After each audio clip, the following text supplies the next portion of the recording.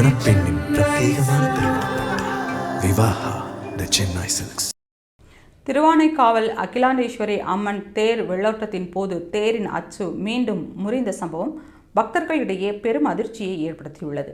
திருவானைக்காவல் ஜம்புகேஸ்வரர் அகிலாண்டேஸ்வரி திருக்கோவிலில் அகிலாண்டேஸ்வரி அம்மன் திருத்தேருக்கான இரும்பு சக்கரங்கள் பழுதடைந்ததால் அந்த கோவில் நிர்வாகம் சுமார் 3.50 லட்சம் ரூபாய் செலவு செய்து தேரின் சக்கரங்களை புதிதாக சீரமைத்தது.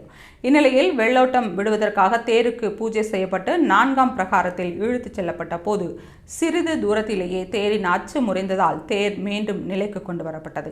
இந்து சமய அறநிலையத்துறையின் இந்த பொறுப்பற்ற அலட்சியமான பணியால் பக்தர்கள் பெரும் வேதனை அடைந்தனர். சிவபெருமானின் பஞ்சபூத ஸ்தலங்களில் நீர் ஸ்தலமாக விளங்கும் திருவானைக்காவல் ஜம்புகேஸ்வரர் அகிலாண்டேஸ்வரி அம்மன் கோவில் தேரோட்டத்தில் பல்லாயிரக்கணக்கான பக்தர்கள் கலந்து கொண்டு திருத்தேரினை வடம் பிடித்து இழுப்பார்கள் என்பது குறிப்பிடத்தக்கது.